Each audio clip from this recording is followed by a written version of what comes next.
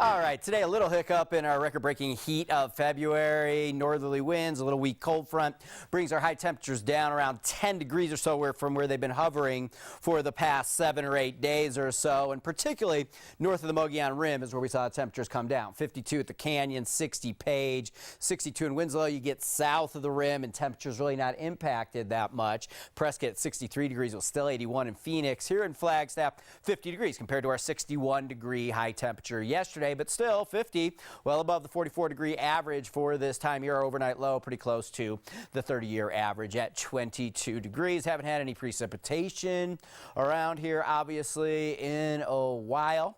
And I'm sorry to report that I'm not reporting on any precipitation on its way. Okay, we switch it over to water vapor imagery, and this is a satellite shot, but what it recognizes is the water vapor, the gas water in the atmosphere, not the actual clouds. And this is how we can kind of see these weak little storm systems that are rolling through. And there's this little circulation rolling right down our New Mexico-Arizona border, and this has kind of pushed a cold front into the state, and that's the cause of the cooler air all coming in out of the north today. And then what you see out here, this is the green, is computer enhanced, kind of more thick water vapor in the atmosphere, some of that cirrus clouds that we may see filter in over the coming days. Okay, I want to switch it out to the Pacific and talk about this pesky high pressure system and how this is going to play out for us here over the coming days. Okay, so pretty strong storm system out here in the Pacific, but there's this massive ridge of high pressure that's been anchored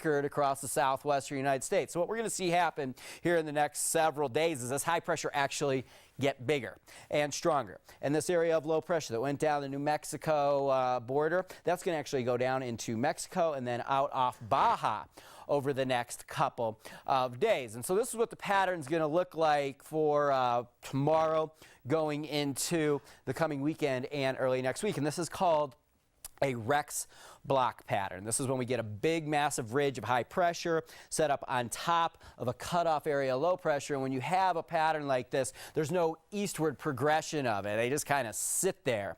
And that's what's going to happen here. We're going to see a warming trend tomorrow, still a little bit cool with some easterly breeze, and that nothing like the wind we saw out there today. And then by Friday, Saturday, we're going to see temperatures near record type numbers once again. We get into about the Monday time frame and that whole pattern starts to break down. We may see a cold front rolling through the Rockies, and it may draw in some of the moisture off of that low pressure off of Baja, but that's hard to say right now because models cannot quite figure it out. Currently it's 47 degrees out right now.